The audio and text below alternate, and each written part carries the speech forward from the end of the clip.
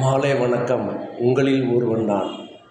இன்று தலைப்பானது தாவேகா திரு விஜயை பற்றி தான். அவர் 2 ஆண்டுகளுக்கு முன்பு கட்சி ஆரம்பித்தார்.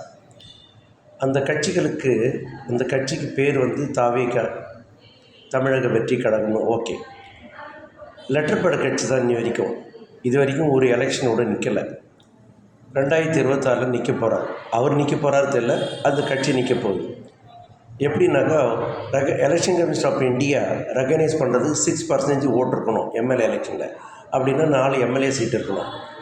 ஆனால் கட்சி ஆரம்பிக்கும் போது 4 தலைவர்களை ஸ்டேஜில் வச்சார். யார்? ஈவிஆர் வச்சார், மேலு நாச்சியார், அமீர்தாமல், அம்பேத்கர், காமராஜர், இவங்கெல்லாம் வச்சார். ஆனால் ஜெயலலிதா பற்றி, எம்ஜிஆர் பற்றி ஸ்டேஜில் வைக்கலை. அவருடைய ஐடியாலஜி என்ன தெரியுங்களா?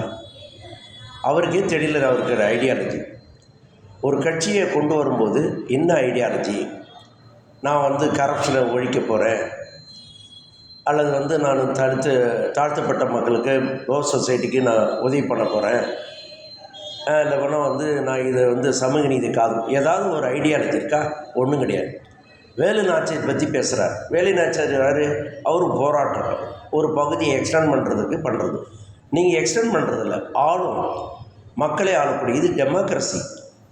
By the people, of the people, for the people. இப்போ டெமோக்ரஸியில் இருக்கும்போது ரூல்டு பை த பீப்புள். அதுக்கு நீங்கள் போராடணுன்னா என்ன பண்ணணும்? களப்பணி இருக்கணும்.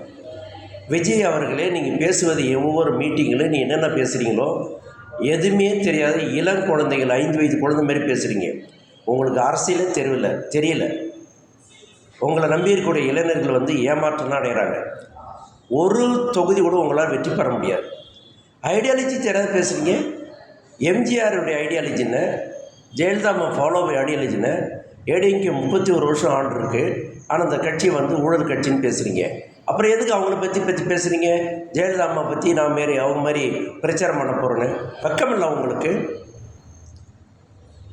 தலைவர், நீங்கள் இது வரைக்கும் சிரிப்பீடில் இருந்திருக்கீங்க, எத்தனை படம் பார்த்துருப்பீங்க, எத்தனை எலெக்ஷனுக்கு ஓட்டு போட்டிருப்பீங்க. ஒரு அட்மினிஸ்ட்ரேஷன் பார்த்தா வராதா? ஒரு எக்ஸ்பீரியன்ஸ் கூட உங்களுக்கு கிடையாதா? ஐடியாலஜி ஃபஸ்ட்டு எப்படி, உங்கள் கொள்கை என்னன்னு சொல்லுங்கள் பப்ளிக்கு. இனிமேல் யாரோ ஒன்று சொல்கிறாங்களோ, ஓ வரோம், தா வரோம், தேவரான்னு பேசுகிறீங்க. இது நல்லதுக்கில்லை உங்கள் பாலிடிக்ஸ்க்கு. 2026 பிறகு நீங்கள் காணாமல் போய்விடுங்க அரசியலிருந்து. இதுதான் உண்மை நிலவரம். விஜய் அவர்களே, ஃபஸ்ட்டு ஐடியாலஜி வெளிப்படுத்துங்க. இந்த வீடியோ பிடிச்சிருந்தால் லைக் பண்ணுங்கள். மற்ற வீடியோ சந்திக்கிறேன். நன்றி, வணக்கம்.